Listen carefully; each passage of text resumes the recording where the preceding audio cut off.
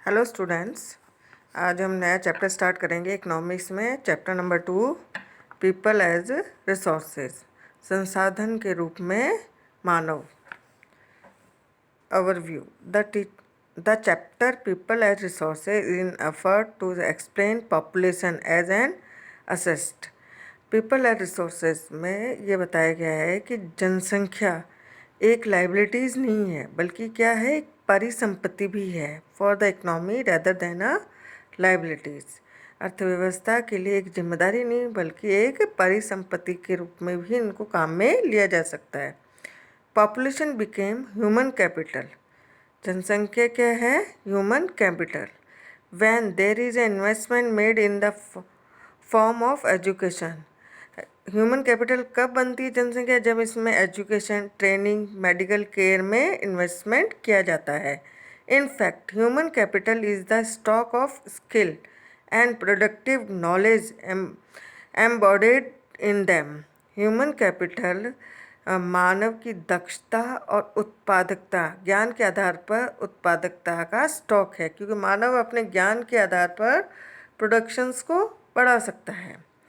People as resources is a way of referring to a country's working people. People as resources का मतलब है कि किसी भी कंट्री में कार्यशील लोग in term of their existing productive skills and abilities, अपनी योग्यता और दक्षता के आधार पर कितना उत्पादन वो बढ़ा रहे हैं। Looking at the population form the productive aspect ambitious its ability to contribute the creations of the gross national products.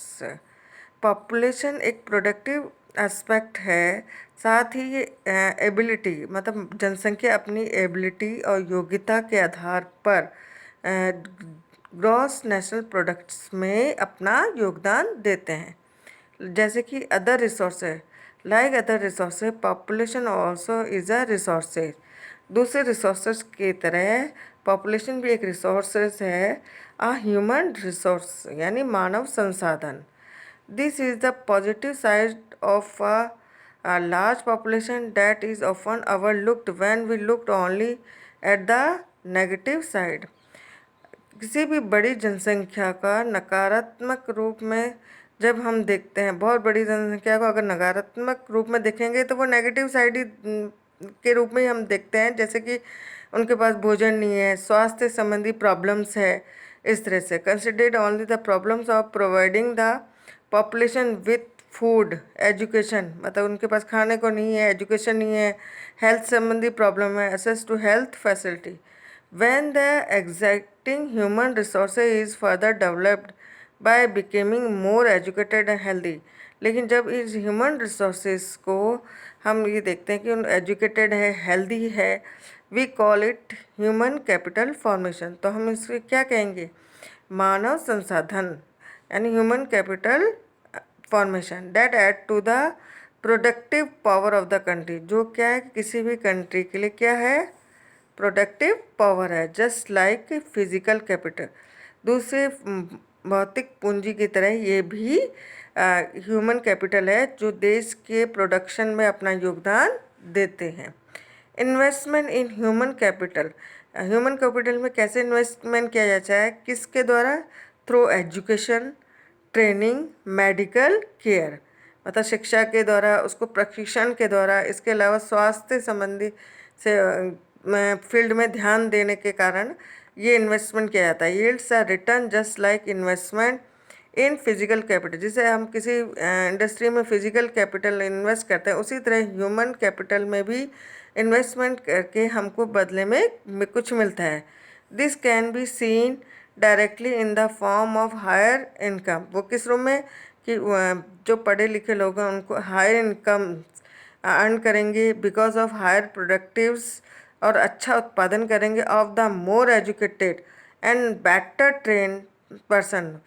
कोई भी अच्छा पढ़ा लिखा व्यक्ति, एजुकेटेड और अच्छा ट्रेनिंग करा हुआ व्यक्ति हायर प्रोडक्टिविटी में अपना योगदान देगा, as well as the higher productivity of healthier people. स्वस्थ लोग ही हायर प्रोडक्टिविटी में अपना योगदान देंगे। India's green revolution is a dramatic example of how the input of greater knowledge in the form of improved production technology can rapidly increase the productivity of scarce land resources. India में जो green revolution है एक night के example है कि कैसे how the input of greater knowledge की उच्च ज्ञान के द्वारा न्यू टेक्नोलॉजी को अडॉप्ट करके कैसे प्रोडक्शन में तेज़ी से विकास हुआ, लैंड रिसोर्सेज से ज़्यादा प्रोडक्शंस किया जा सका. India's IT revolution is a starting instance of how the importance of human capital.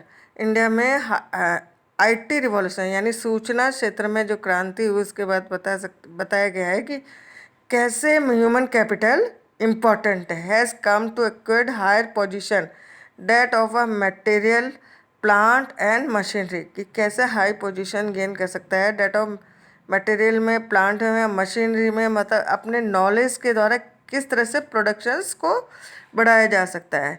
ये बच्चों में कन्वर्सेशन चल रही है. What is human resources? It is like land and labour. तो दूसरा आंसर दे रहा है जैसे लैंड और लेबर रिसोर्सेज है वैसे ह्यूमन भी एक रिसोर्स है. It is more than that, ये उससे भी अधिक है. What is the human capital? It is like rupee, पैसे और डॉलर. तो वो पूछ रहे हैं कि क्या ये ह्यूमन कैपिटल रुपी, पैसे और डॉलर है? इट इज़ मोर देन, ये उससे भी बढ़कर है.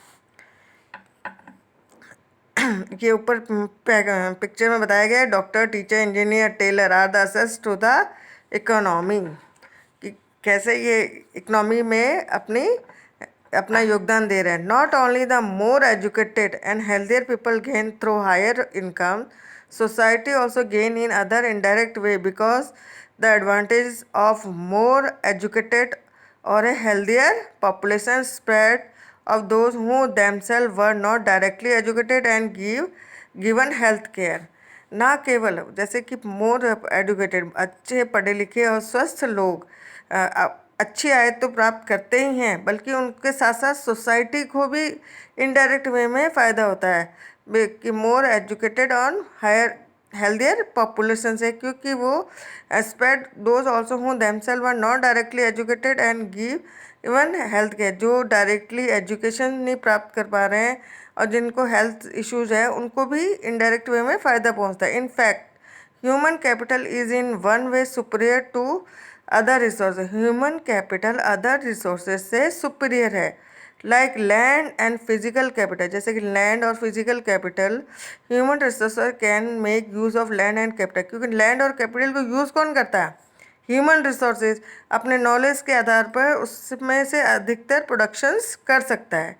Land and capital can not become useful on its own. Land और कैपिटल अपने आप यूज़ नहीं हो सकता, इसको यूज़ करने वाला कौन है?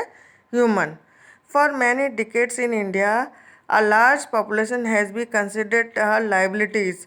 बहुत सालों तक इंडिया की पॉपुलेशन को एक जिम्मेदारी के रूप में लिया गया था, rather than an asset. उसको एक परिसंपत्ति के रूप में नहीं समझा गया. But a large population need not be a burden for the economy. Large population economy पर बर्डन नहीं है. It can be turn into productive asset by investment in human capital.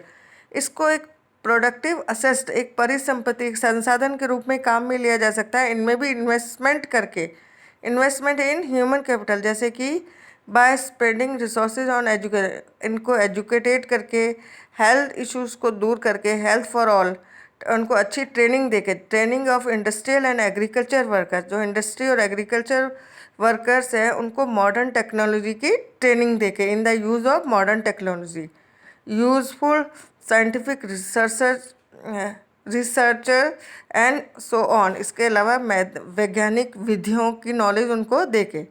The two following cases illustrate how people can try to become more productive resource. ये दो stories हम देखेंगे कि उसमें बताया गया है कि कैसे दो फ्रेंड, जिसमें से एक प्रोडक्टिव होता है एक नहीं है.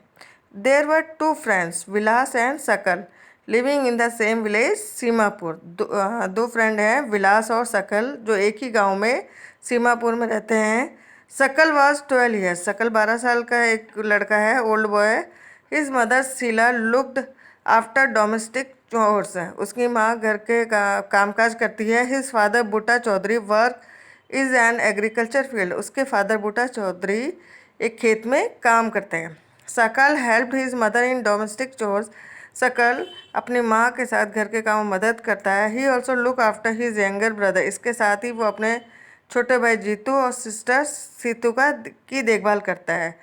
His uncle Shyam has pass the matriculation examination. उसके चाचा श्याम ने मेट्रिकुलेशन एग्ज़ाम पास कर लिया, बट वह sitting idle in the house as had no job. और घर में ही बैठा है क्योंकि उसको कोई जॉब नहीं मिली। Buta and Sheela were eager to teach Sakar. Buta और शीला चाहते हैं कि उनका बेटा साकार पढ़े। They force him to join the village school. वो उसको फोर्स करते हैं कि विलेज के स्कूल में जाएं, विच ही सून ज्वाइन। तो वो स्कूल में चला जाता है। He started studying and completed his higher secondary exam. वो पढ़ाई करना स्टार्ट करता है और हायर सेकेंडरी एग्ज़ाम पास कर लेता है। His father persuaded him to continue his study. उसके फादर जोर देते हैं कि वो अपनी स्टडी कंटिन्यू जारी रखे। ही रेज द लोन फॉर साकल। वो एक लोन लेते हैं साकल की स्टडी के लिए। Study a vocational course in computers. उसको कंप्यूटर में एक वोकेशनल कोर्स कराते हैं। Sakal was meritorious and interested in studies from the beginning. Sakal शुरू से इंटेलिजेंट था और पढ़ाई में भी रुचि रहता था। विथ ग्रेट वेगियर, अपनी लगन एंड एंथुसियाज्म और उत्साह, ही कंप्लीटेड हिज कोर्स। अपने लगन उत्साह के कारण उसने अपना कोर्स कंप्लीट किया। After some time he get a job in a private firm. कुछ समय बाद उसको एक प्राइवेट फर्म में जॉब मिल गई। He even design a new kind of software. वहाँ उसने एक नया तरह का, क्योंकि उसने कंप्यूटर में कोर्स किया था, तो फिर एक सॉफ्टवेयर बनाया। This software help him increase the sale of firm. इस सॉफ्टवेयर ने जिस फर्म में वो जॉब करता था उसकी सेलिंग बढ़ा दी। His boss acknowledge his service and rewarded. उसके बॉस उससे बहुत प्रसन्न होते हैं, उसको बदले में अच्छा प्रमोशन देते हैं। Recorded him with the promotion. अब है उसके फ्रेंड विलास की story. Vilas was a 11 year old boy. Vilas एक 11 साल का लड़का है। Residing in the same village as Sakal. Sakal के ही गाँव में रहता है। Vilas father Mahesh was a fisherman. उसके फादर एक फिशरमैन थे। His father passed away when he was only 2 years old. जब वो 2 साल का था तब उसके पिता की डेथ हो जाती है। His mother Geeta sold fish to earn money to feed the family. उसकी मदर गीता फिश को बेचकर अपनी फैमिली का भरण पोषण करती है। He bought fish from the land owners pond. वो जमींदार के तालाब से फिश लाती है and sold it in the nearby mandi. उस पास की मंडी में ले आकर बेचती है। She could earn only 150 a day by selling fish. और उसको एक दिन में 150 रुपये ही मिलते हैं फिश को बेच के। Vilas became a patient of arthritis. Vilas एक गठिया का पेशेंट है। His mother could not afford to take him to the doctor. उसकी माँ उसको डॉक्टर के पास नहीं ले आ सकती, उसका खर्चा अफोर्ड नहीं कर सकती। He could not go to school either. ना ही वो स्कूल जा सकता था। He was not interested in studies. उसका पढ़ाई में भी कोई रुचि नहीं था। He help his mother in cooking and also looked after his younger brother Mohan. वो अपने घर के खाना वगैरह बनाने में अपनी मदर की मदद करता था। साथ ही अपने छोटे भाई मोहन की देखभाल करता था। After some time his mother fell sick and there was no one to look after her. कुछ समय बाद उसकी मदर बीमार हो जाती है और उसको देखभाल करने वाला कोई नहीं होता है। There was no one in the family to support them. और फैमिली में कोई भी ऐसा मेम्बर नहीं था जो उनको सपोर्ट कर सके। Vilas too was force to sell fish in the same village. अब विलास सेम विलेज में ही फिश बेचने के लिए मजबूर होना पड़ा है। He like his mother earn only a मैज इनकम। अपनी मदर के लिए वो भी बहुत ही कम ही इनकम अर्न कर पाता था। तो हमने ये दोनों स्टोरी में ये देखा कि कैसे सकल ने एजुकेशन प्राप्त करके अपना नॉलेज के आधार पर अर्निंग करने लगा, और विलास हेल्थ इश्यूज़ के कारण, स्टडी ना होने के कारण घर पे ही बैठ के बहुत ही कम कमाई कर पाता है। आगे हम दोनों का कंपैरिजन और देखेंगे कि किस तरह से ह्यूमन रिसोर्सेज का प्रोडक्शन में उत्पादन बढ़ सकता है इन्वेस्टमेंट के द्वारा। कैसे इन्वेस्टमेंट? एजुकेशन, हेल्थ, ट्रेनिंग, इस तरह से। Thank you.